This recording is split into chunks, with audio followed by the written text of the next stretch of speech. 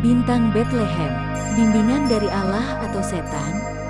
Menurut kisah-kisah Natal yang terkenal, ada 3 orang bijak atau 3 raja yang datang untuk melihat bayi Yesus yang baru lahir. Mari kita cek kebenarannya berdasarkan Alkitab. Matius sang penulis Injil menyebut mereka dengan kata Yunani magoi, atau dalam bahasa Ibrani disebut majus, yang artinya ahli ilmu perbintangan, astrologi atau ilmu gaib lainnya. Matius pasal 2 ayat 1. Sesudah Yesus dilahirkan di Betlehem di tanah Yudea pada zaman Raja Herodes, datanglah orang-orang Majus dari timur ke Yerusalem. Kapan orang-orang Majus itu mengunjungi Yesus? Para ahli perbintangan itu mengunjungi Yesus berbulan-bulan setelah kelahirannya. Dari mana kita bisa tahu? Alkitab mencatat 2 ayat yang menegaskan bahwa para ahli perbintangan itu tidak mengunjungi Yesus pada malam kelahirannya.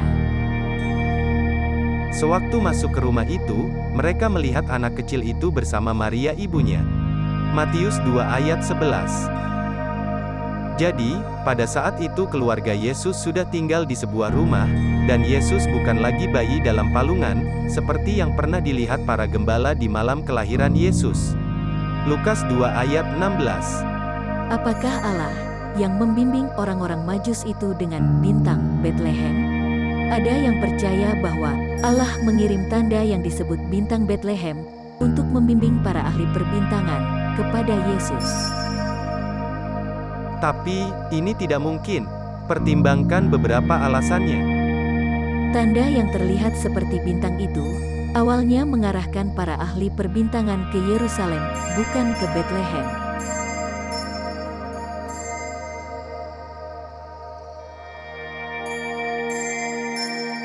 Alkitab berkata, para ahli perbintangan dari timur datang ke Yerusalem. Mereka bertanya kepada Raja Herodes, di mana anak yang lahir sebagai raja orang Yahudi? Kami melihat bintangnya ketika kami ada di timur, dan kami datang untuk sujud kepadanya. Matius 2 pasal 1 dan 2. Sadar atau tidak, para ahli nujum itu telah membuat nyawa Yesus kecil terancam. Bintang yang mereka lihat tidak langsung menuntun mereka ke Betlehem tetapi ke Yerusalem. Di sana, mereka memberitahu Raja Herodes yang jahat bahwa mereka sedang mencari seorang anak yang akan menjadi raja orang Yahudi. Hal ini membuat Herodes terbakar rasa dengki. Ketika Herodes mendengar tentang raja orang Yahudi yang bisa menjadi saingannya, dia mencari tahu di mana Kristus yang dijanjikan itu dilahirkan. Matius 2 ayat 3-6. Saat Herodes tahu bahwa Kristus lahir di Betlehem, dia menyuruh para ahli perbintangan itu untuk pergi ke sana, mencari anak itu, dan kembali untuk melaporkannya. Alkitab berkata, setelah mendengar perintah raja, mereka berangkat, dan ternyata, bintang yang mereka lihat sebelumnya ketika berada di timur, mendahului mereka, lalu berhenti di atas tempat anak kecil itu berada. Matius 2 ayat 9. Ketika para ahli perbintangan berangkat meninggalkan Betlehem usai mengunjungi Yesus, Allah memperingatkan mereka agar tidak kembali kepada Herodes.